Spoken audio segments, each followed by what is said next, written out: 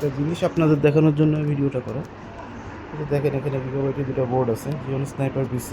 এটা একটা 85 chipset, 4th জেনের জন্য। B85 চিপসেট, এটা একটা 4th জেনের জন্য। আর এখানে একটা আছে নতুন M5 এর জন্য, B85T অরাস এলিট ওয়াইফাই 7। এখন অনেক সময় অনেকে মানে প্রশ্ন থাকতে পারে যে মাদারবোর্ডটা আমরা ইউজ করতেছি, এই মাদারবোর্ডগুলি কবে তৈরি। সেটা গিগাবাইটের এই যে মাদারবোর্ডের যে সিরিয়াল নাম্বারটা, এটা দেখলেই বোঝা যায় যে এই মাদারবোর্ডটা কবে তৈরি। যেমন এই যে সিরিয়ালের ক্ষেত্রে প্রথম 4টা ডিজিট, এই যে 1512, এই প্রথম দুটো ডিজিট হচ্ছে ইয়ার, মানে এটা ম্যানুফ্যাকচারিং ডেট।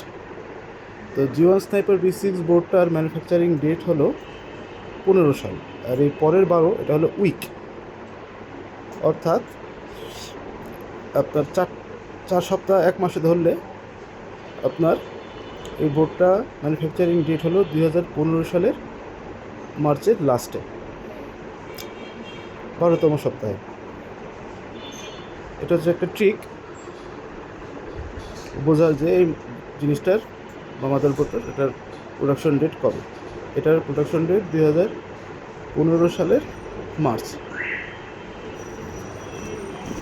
আচ্ছা, এখন এই মাদারবোর্ডটা, এটা নতুন মাদারবোর্ড, এটার প্রোডাকশন ডেটটা আমরা দেখি। এটা সিরিয়ালে কি দেখা যাচ্ছে, এটার সিরিয়ালে 2514, অর্থাৎ এটার প্রোডাকশন ডেট 2025 সালের 14তম সপ্তাহে। অর্থাৎ 4টা করে সপ্তাহে 1 মাস এভাবে কাউন্ট করে গেলে এটার প্রোডাকশন হচ্ছে এপ্রিলের মাঝামাঝি। এটা সিরিয়ালের প্রথমে দেখাচ্ছে 25, পরেরটা 14, জানুয়ারি ফেব্রুয়ারি মার্চ 12, আর এপ্রিলের সেকেন্ড উইকে এটার প্রোডাকশন। এটা হলো একটা সহজ একটা সিস্টেম, এভাবে আপনারা বুঝতে পারবেন যে গিগাবাইটের এই মাদারবোর্ডগুলির প্রোডাকশন ডেট কীভাবে। অর্থাৎ প্রথম দুইটা সংখ্যা হলো বছর, প্রোডাকশন বছর, এবং দ্বিতীয়টা হলো সপ্তাহ, বছরের সপ্তাহটা নির্দেশ করে। এটা